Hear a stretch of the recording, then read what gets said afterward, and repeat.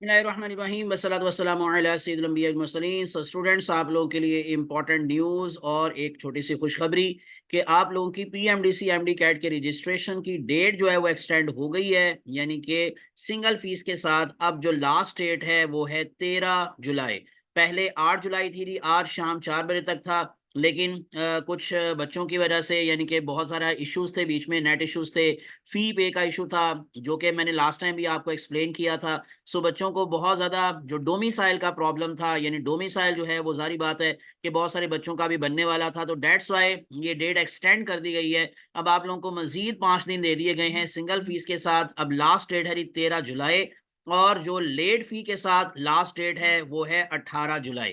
इसका मैं आप लोगों को नोटिफिकेशन भी दिखा देता हूं। सो आप लोग पीएमडीसी की वेबसाइट पे जाके ये नोटिफिकेशन देख सकते हैं, जो कि आज की डेट का ये नोटिफिकेशन है। So reference to the PMDC public notice dated 19th June 2026, it is informed to all concerned that medical and dental colleges admission test online registration deadline with regular fee has been extended till 13th of July 2026 and with late fee till 18th of July 2026. So please keep visiting जो इनकी website है जी, आप लोग साथ साथ visit करते हैं। अब एक तो ये मैंने आप लोगों को अपडेट दे दी।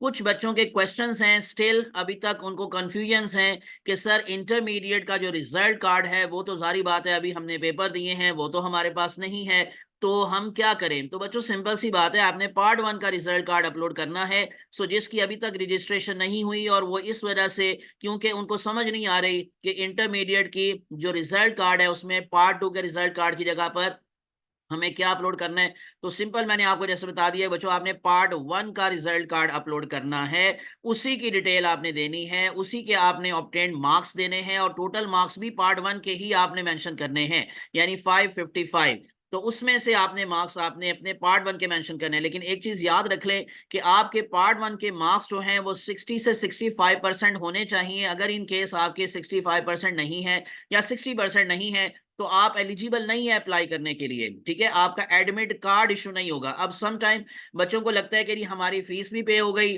हमारी एप्लीकेशन भी सबमिट हो गई, तो इसका मतलब क्या है, अब हम एलिजिबल हो गए हैं एमडी कैट का टेस्ट देने के हवाले से। तो मैं आपको जरा क्लियर कर दूं इस हवाले से भी कि जो फी है वो आपकी अगर पे हो गई है, लेकिन अगर इन केस आपके मार्क्स जो हैं वो एफएससी के अंदर पार्ट 1 के अंदर एलिजिबल क्राइटेरिया के अकॉर्डिंग 60% से कम है, तो देन आपका एडमिट कार्ड आपको इशू नहीं होगा। दूसरा, अगर आपने डोमिसाइल जो है उसकी रसीद अपलोड नहीं की, आपके पास डोमिसाइल नहीं है, दूसरे दूसरे वर्ड्स में यूं कह लें कि आपने अभी तक अप्लाई ही नहीं किया, तो आप लोगों की पहली बात तो एप्लीकेशन सबमिट नहीं होगी। लेकिन अगर किसी वजह से वो हो भी गई है, तो देन आपको एडमिट कार्ड इशू नहीं होगा। अब जिनकी हो चुकी है वो क्या करें, क्योंकि ये भी क्वेश्चन है जी बच्चों की तरफ से कि सर हमारा एप्लीकेशन सबमिशन भी हो गई है, अब हमारा फी पेड का आ गया है। ठीक है, वो मैंने आपको कहा था कि जब आप फीस पे करते हैं तो वो तकरीबन 48 घंटे के बाद अपडेट हो जाता है। ठीक है, किसी का फौरन हो जाएगा, किसी का एक दिन के बाद, किसी का मैक्सिमम भी होगा तो 48 घंटे के बाद अपडेट हो जाएगा, यानी पेड का आ जाएगा।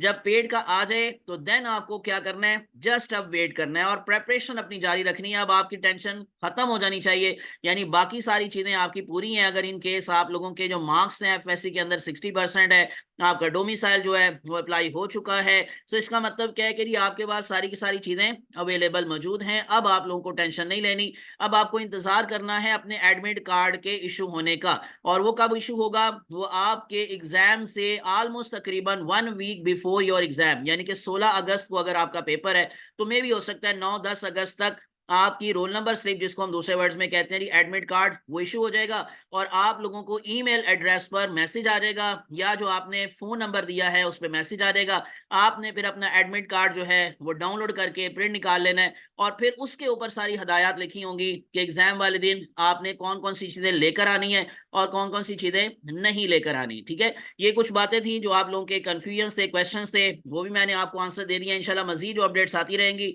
वो भी मैं आपको बताता रहूंगा। मजीद अगर आपकी कोई क्वेश्चंस हैं, कोई बात पूछनी है, तो आप कमेंट सेक्शन में पूछ सकते हैं। लेकिन उससे पहले आप लोगों को चैनल को सब्सक्राइब कर लेना है और प्रेस कर लेना है बेल आइकॉन। मुझे अपनी दुआ में याद रखिएगा। अल्लाह आप सबका हामी नासिर हो। अल्लाह हाफिज।